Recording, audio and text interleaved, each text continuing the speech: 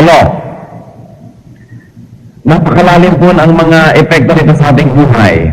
Sino man daw ang hindi susunod sa lahat ng iniuutos sa Biblia ay may sumpa sa kanyang buhay. Kaya ang tanong, sino pong tao ang makasusunod sa lahat ng utos ng Diyos sa lahat ng oras? Meron po ba? Wala. Kaya ang sabi rito, sino man ang umaasa na siya'y maliligtas dahil sa paggawa niya ng mabuti, ay daig pa ang may sumpa sa kanyang buhay dahil hindi naman siya makakagawa ng lahat ng mabuti sa lahat ng panahon. Kung gayon, ang umaasa sa paggawa ng mabuti para maligtas ay mapupunta sa kapahamakan, siya'y nasa ilalim ng isang sumpa. Cursed is a person who relies on works instead of grace. Ang tanong ay ganito, bakit pa nagbigay ng mga batas para sundin? Ang mga batas po ng Diyos, una, ibinigay yan talaga para maging alituntunin natin at pamantayan sa paggawa ng tama. Subalit, higit pa sa roon, may mas malalim na ipinahihuwatig ang mga batas ng Diyos. At ipinahihuwatig dito na kailangan natin ng grace, ng grasya ng Diyos para maligtas.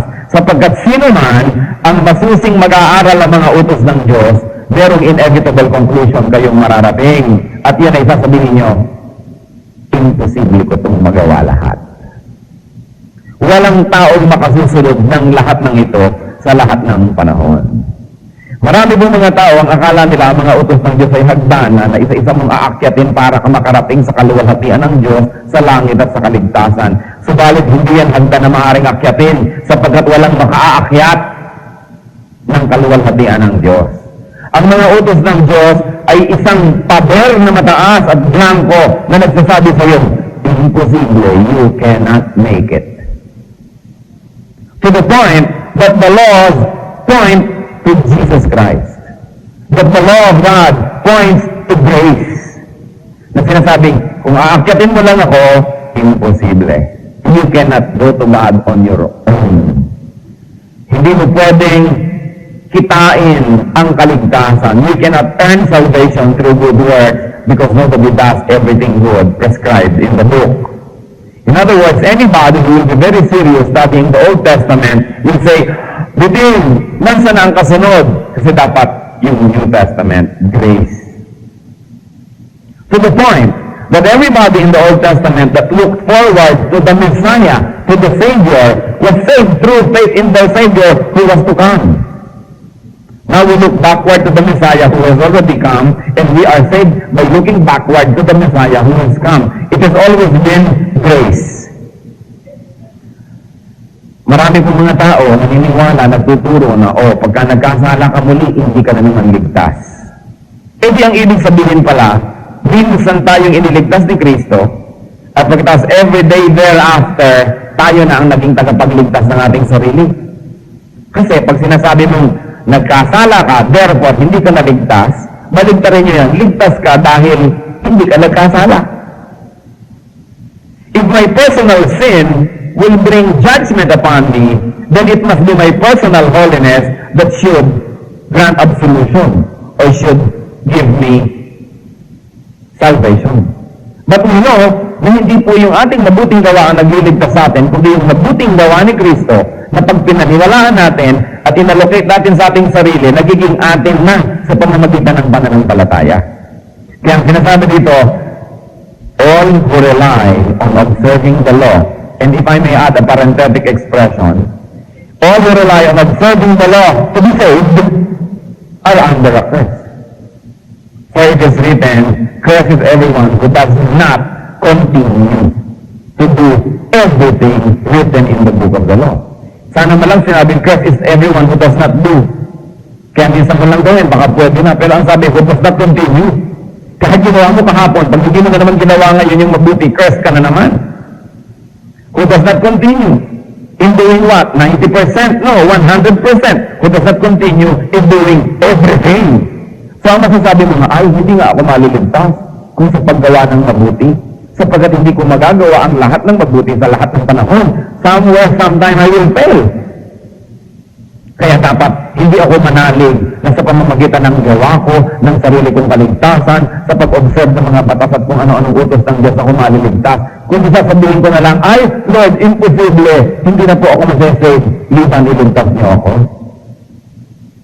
Nung hindi ako maliligtas, liban na lang yung inyong kabanalan ng isuot ko at inyo na itong aking karumihan. Dahil kahit anong linis ang gawin ko, marumi pa rin ako. Sabi naman sa Bible, even our best deeds are just like filthy rags. Para lang maruruming basahan.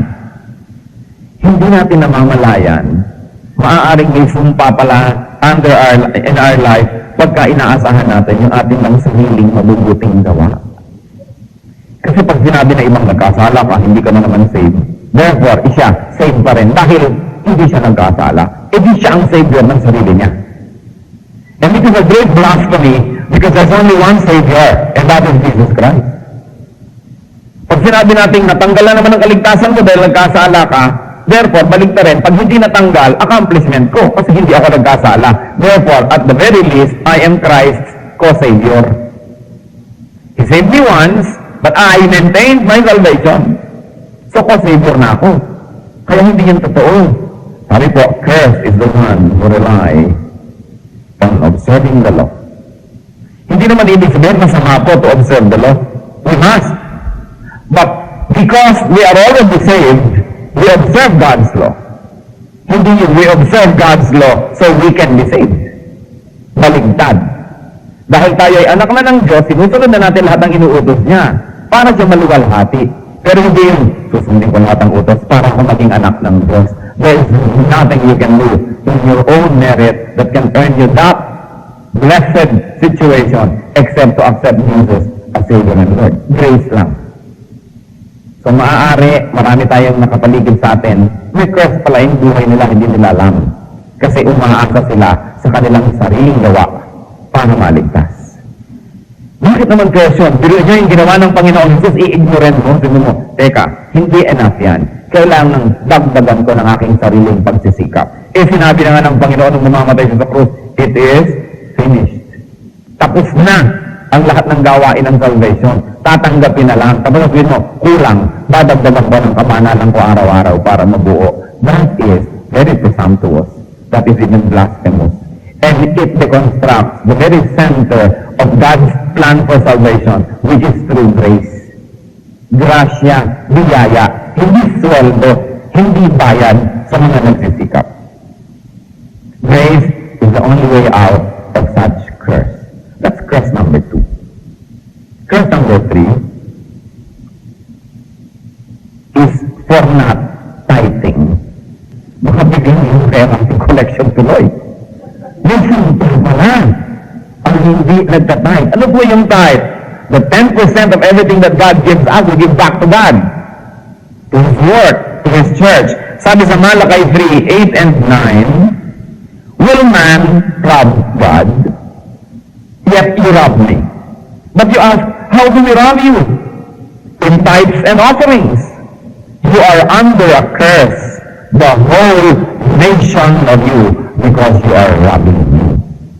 Yun ang sabi ng Diyos. Just this week, a few days ago, may kausap po akong isa nating kapatid. Sabi niya, bakit ba na-emphasize masyado yung Malakay 3:10?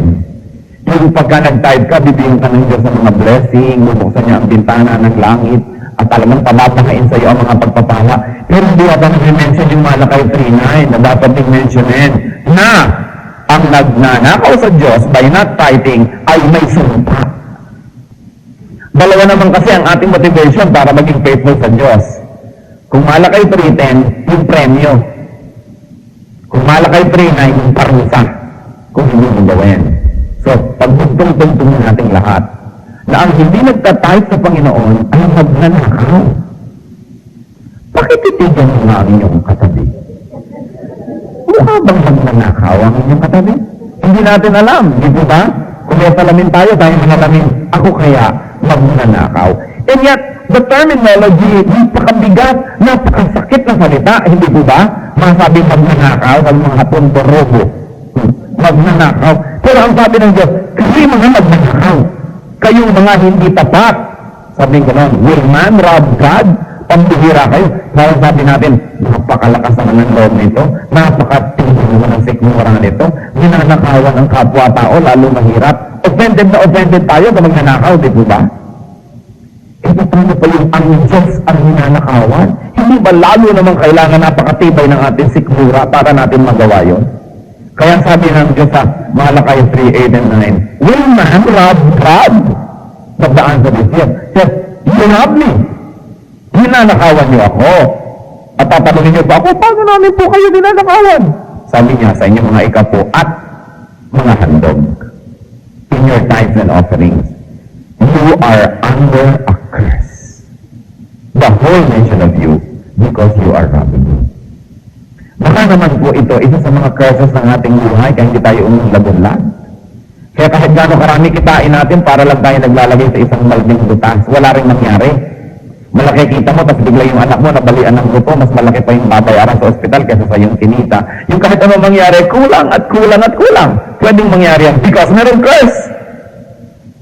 Another curse. Sabi sa 1 Corinthians 16:22, if anyone does not love the Lord, a curse be on him. Come, O Lord. Sabi ni Paul. Binuin niyo to, pag hindi mo mahal ang Diyos, kaya tayo kanta ng kata, mahal na mahal kita, Panginoon. Nawa, yun ay totoo, mula sa ating puso, sapagkat pag hindi mo pala mahal ang Diyos, Diyos pa. 1 Corinthians 16:22, there is a curse for not loving the Lord. So those are the 4 curses that are related to our relationship with God.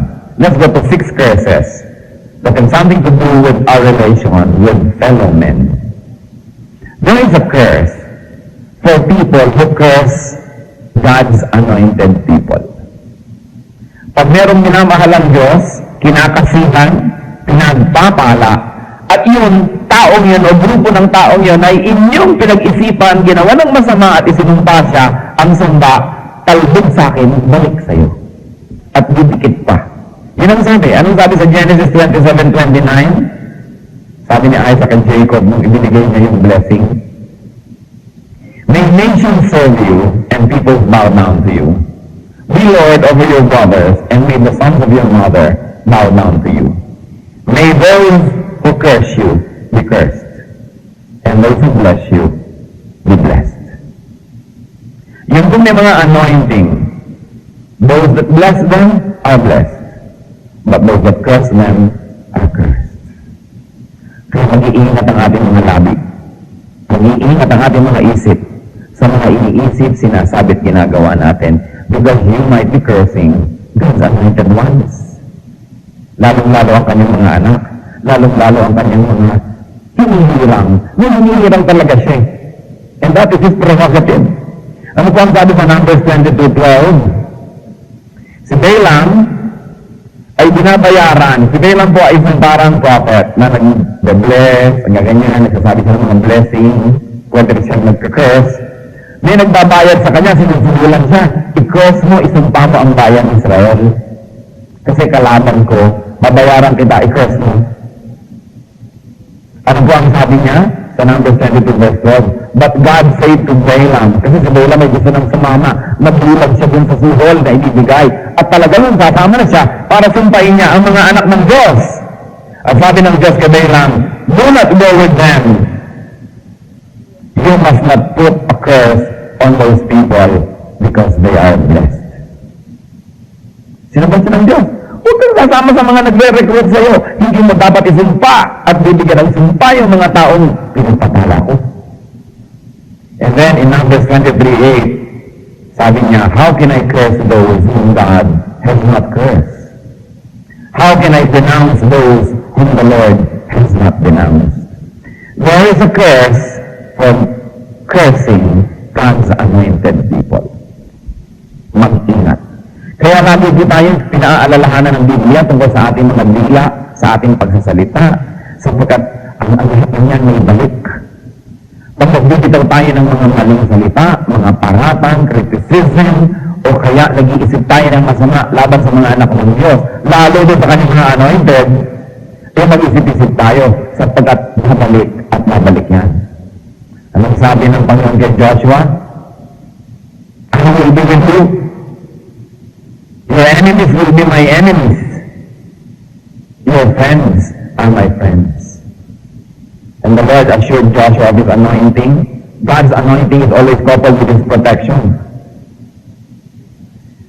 The Lord said that nobody will be able to stand up against you all the days of your life. Not because Joshua could do it on his own, but because the Lord jealously protects his anointed ones. Isa po yan, kung isang mga Kristiyano na, nasa church na, pero nagkakaroon pa ng curse ang buhay nila. Because they curse God's anointed ones.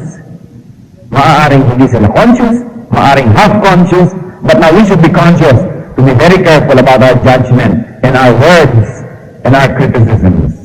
Because God has a curse for those who curse his anointed ones. Another curse,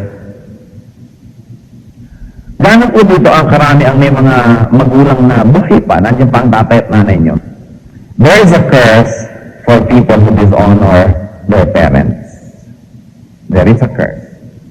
Deuteronomy 27:16, cursed is the man who dishonors his father and his mother. The words are self-explanatory.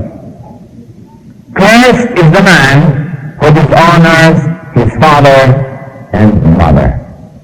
Napakahalaga ng teaching na yan. How do we dishonor parents when we disobey in their godly admonitions? When we disrespect, when we fight, when we curse, pinagtatabog-tabugan, sinasabihan ng mga mali, hindi ginagalang, hindi sinusunod, nilalabanan ng magulang, may sumpa ang lahat ng ganong gawa. God is not mocked. Whatever a man sows, he shall reap. Sabi sa Bible, your sin will find you out. Kahit kasan sumut at magtago, hahanapin ka ng naging kasalanan mo at ang uungit-ngit at pot nun ay mahuhulog sa iyong buhay. There's another curse in relation to other people, and that is cheating. When we cheat for our own personal gain. Deuteronomy 27:17, cursed is the man who moves his neighbor's boundary stone. Yung muhon, alam yung pinag-usapan natin yung mga muhon, yung mga bato, na boundary pa ng aking kapitbahay. Meron naman dyan, maya-maya pag natutulog ang kapitbahay, lumalakad yung muhon.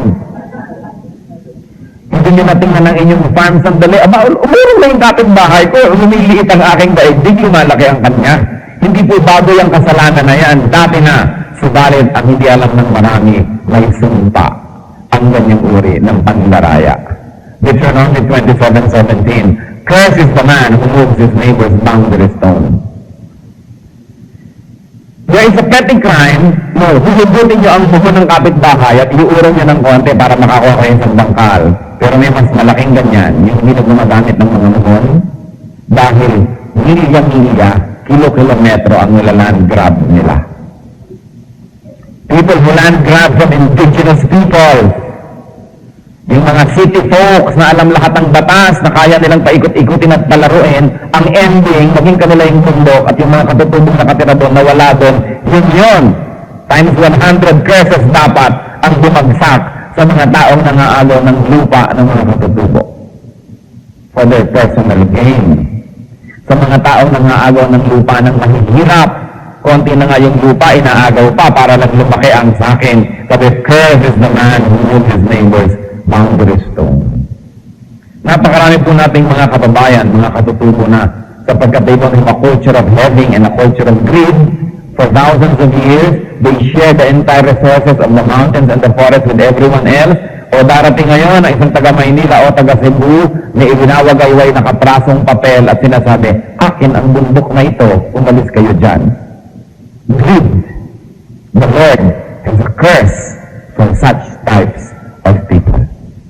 Nangaagaw sa mga kawawa. Number 8, another curse, is for leading the blind astray. Naranasan niyo na ba na nagtanong kayo ng direksyon, binigyan naman kayo ng mga nakatambay doon sa isang kanto, tapos lalo kayo nagkawala-wala. Tapos nung nakita niyo, tawanan sila ng tawanan, pinagtatawanan kayo doon, napasuot kayo sa morgue. Napasuot kayo kung saan-saan mga kuweba. Sabi sa Deuteronomy 27:18, cursed is the man who leads the blind astray on the road. course, una yung technical, yung kwan lamang, yung blind na physical blind. Na-blind na nga yung tao, mamaliit mo pang direksyon niya, parang ang sama mo naman. Pero marami pong tao, kahit nakakakita yung dalawang mata nila, blind din. Kasi hindi nila alam ang totoo. Naghahanap ng katotohanan, pupunta sa manghuhula, at kung ano-anong sasabihin ni manghuhula sa kanya, yun din yun, leading the blind astray. Mga taong pupunta sa counselor dahil nanghihina ang loob, mamaya yung counselor ang nagsasamantala sa kahinaan ng mga tao sapagkat naipahayag sa kanila ang mga kahinaan. Yung mga tao na nung oras na malaman mo ang kahinaan ng iyong kapwa, binablockmail mo ngayon at lalo mo siyang pinagsasamantalahan. Pare-pareho po yan under this curse. There is a curse for those who lead the blind astray. Kung isang lito-lito na nga yung tao, humingi ng payo, ang ipapayo nyo, yung makabubuti para sa inyo, hindi para sa kanya. That is the same. Whenever it is your interest, and not the interest of the weak, the blind, that you take into consideration, there is a curse awaiting you for leading the blind astray. Kaya ang dami-dami pong sumpa sa mga religious leaders. Ang dami-daming sumpa sa mga relihiyon na nagdadala sa mga tao sa higit lalong kapahamakan. Simpa na nga ng simpa yung tao dahil ayaw magpunta sa impyerno, lalong na pa expressway dahil sa mga galing turo. Kaya nga donate na ng donate yung tao para huwag siyang mapasali sa impyerno. Yung pala lalong napatiin ang kanyang kaso. Lalapit siya sa mga religyoso, tuturuan pa siya ngayon sumamba sa mga Diyos-Diyosan, lalo siyang napahamak, mabuti pa wala na lang siyang religion. For leading the blind astray. For teaching ideas that are not biblical. For teaching people to go against what the Bible says. That is leading the blind astray. Kitang-kita po natin. Second commandment sa Bible, nakalagay, huwag kang gagawa ng anumang bagay ng lumilok, na anumang kawangis, ng anumang nasa langit o sa lupa, huwag kang yuyuko sa kanila, huwag mo silang paglilingkuran. It's a very, very clear teaching and commandment and admonition against idolatry. And yet, there are many churches in this country na pag nakinig kayo sa kanila, lalo kayong mabubulin sa impyerno. Bakit? Nakalagay sa labas ng kanilang mga simbahan at mga pader ang 10 utos. Pagkatapos nawawala yung second commandment na nagsasabing, you shall not commit idolatry, thou shall not make idols, nor bow down to them or serve them. Nawawala. At pagkatapos, dahil kulang ang 10 commandments, yung 10th commandment that you shall not covet, pinagdadalawa. Dahil siyempre mawawalan, kulang. So naging 9, you shall not covet thy neighbor's house. Number 10, you shall not covet thy neighbor's goods. Isang commandment lang yan na pinagdalawa dahil pinagkukubli nila na nawawala ang number 2. Nililin lang nila ang mga tao. This is not a human mistake. Hindi niyo pwede sabihin, nagkamali lang siguro yung teacher. Hindi. This is policy. Policy to deceive. To mislead the blind. There is a curse for such people and for such groups. Hindi na nga nagbabasa yung mga tao ng Biblia, editin mo pa yung Bible, tatanggalan mo pa ng laman niya talaga, at dadayain at lilinlangin at pagsisinungalingan mo ang mga tao na ito ang 10 utos ng Diyos. Kasi naman, and this is institutional lying. This is not just a momentary lie na nagigipit ako, baka ako patayin na nga ito, maglalay na nga ako. Hindi, policy. There is a curse for misleading the blind. Another curse for being unjust to the weak. Sabi ko sa Deuteronomy 27:19, cursed is the man who withholds justice from the alien, the fatherless, or the widow. There is a soft spot in God's heart for the orphans and for widows. Napakalaki ng proteksyon at pag-ibig ng Panginoon sa mga ulila at sa mga balo. Tiyakin ninyo na hindi kayo nagsasamantala sa kanilang kahinaan. Kung minsan, namatay na yung tatay, sige, bigyan mo na sa akin yung dalagitan mo't magawa na lang katulong. Pagkatapos, underpaid, wala naman church yun, magugutom yung mga yan. There is a curse for such people who take advantage of the weakness of widows, orphans, and aliens. Ito foreigner to, alien ito.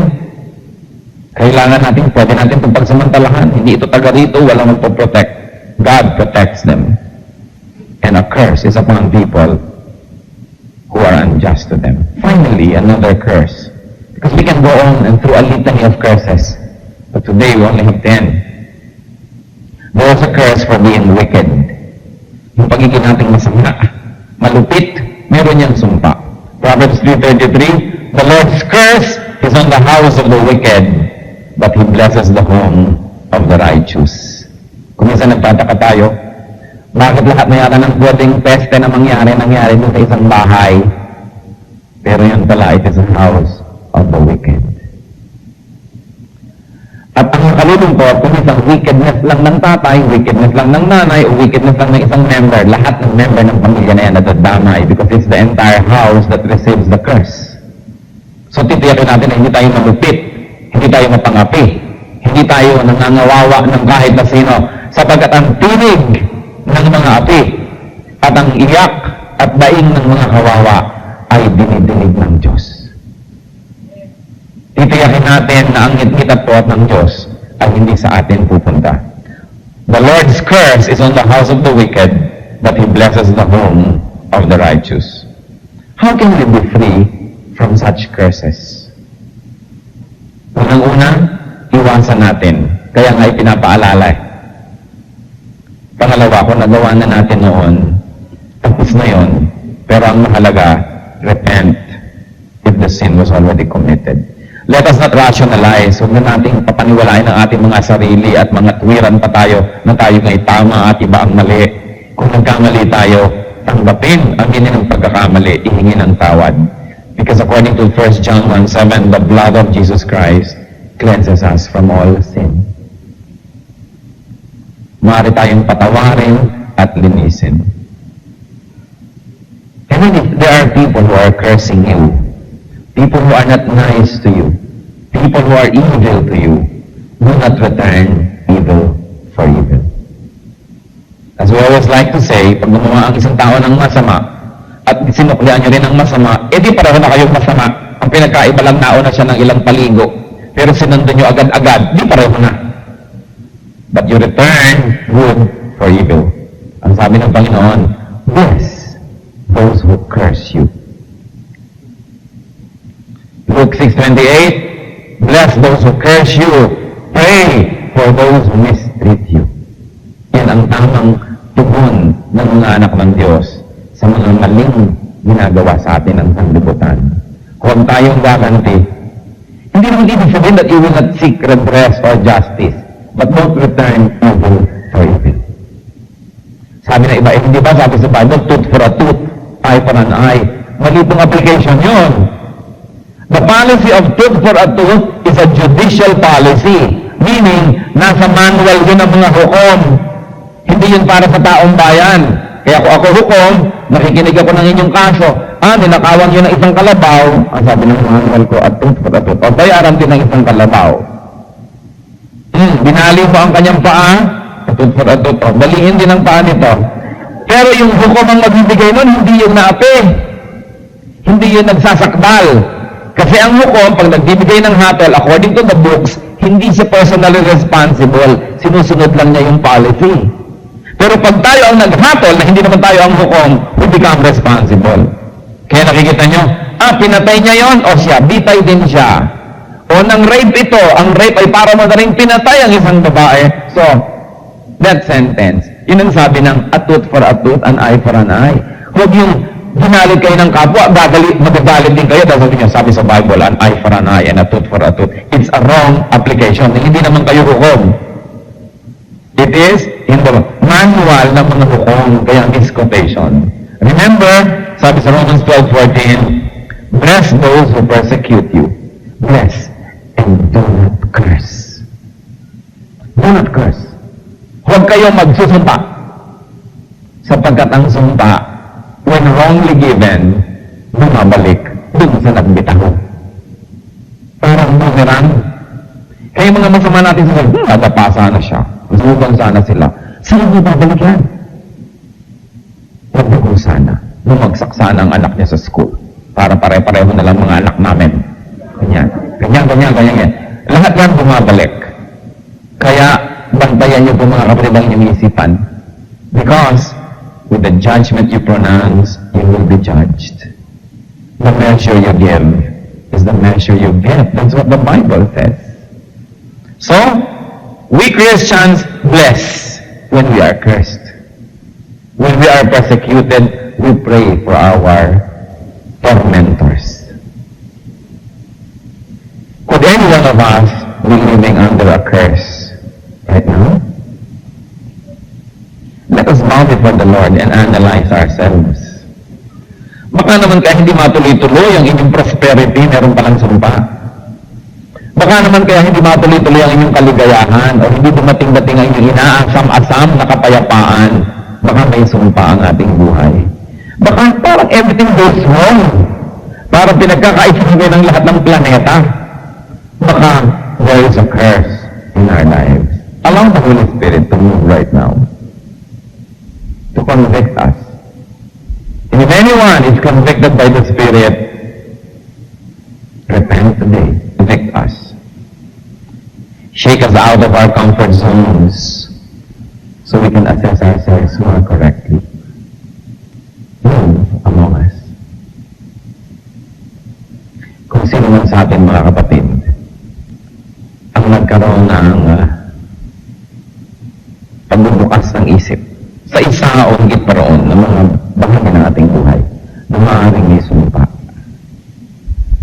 Ito na ang panahon upang tayo makalaya. For those who will get Christ's forgiveness, must first confess and seek forgiveness. Repent. So that the glorious plan of God may happen in your life unhindered by such curses.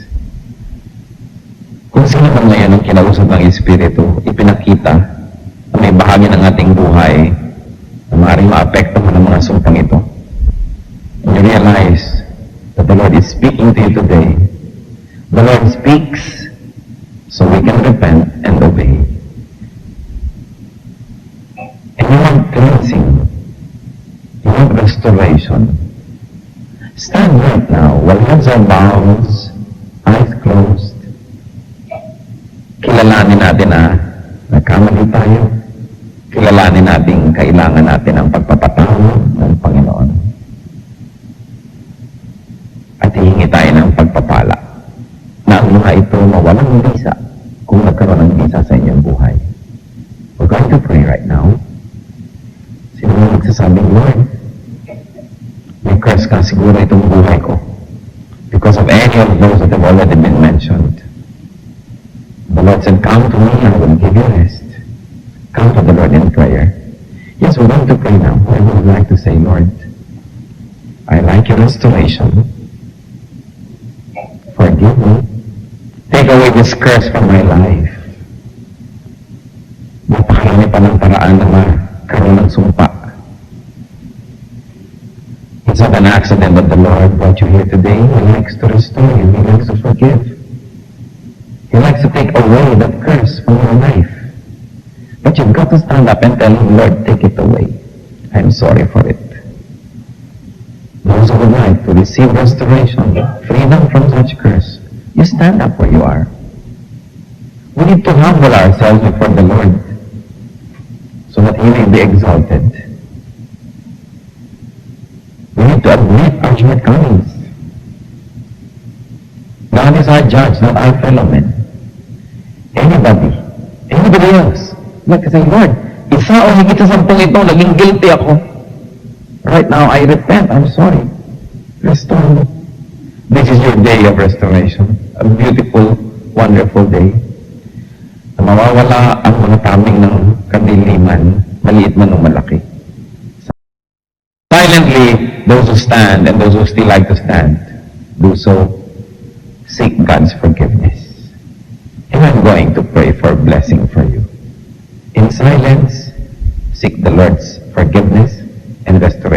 cannot do that for you. You've got to do that yourself. Lord, listen to the prayer of your people. Hindi kayang sabihin ng aming labi, Panginoon, ang lahat ng dapat ihingi ng tawad. Subalit sa pagtayo na yung mga anak, kinikilala na mayroong pagkukulang, may pagkakamali. Ipinapaubaya na namin sa iyo, Panginoon, ang pagrabisa ng lahat ng mga dapat na maging dahilan ng pagtayo nito. Maging yung hindi maalala ng mga kapatiran ngayon, naaalala nyo sapagkat alam nyo ang lahat. Wala kaming lihim sa inyo. Panginoon, ang aking inihiling, Amang Diyos, alang-alang sa dugo ni Kristo, alang-alang sa kanyang mga latay, alang-alang sa kanyang pagtitiis, alang-alang sa kanyang paghihirap at pag-ibig sa mga nakatayo ngayon sa iyong presensya, igawad mo po ang pagpapatawad. Ayon na rin sa paghingi ng tawad ng bawat isa. At sa paggawa nyo yan, Panginoon, na naniniwala kami siyang nais nyong gawin, na iniintay nyo lamang na kami lumapit sa inyo. Alisin nyo, Panginoon, ang anumang sumpa, bahid ng sumpa, na maaaring nagpapahirap sa mga kapatid na ito. We reject and rebuke your works, Satan, in the lives of these people.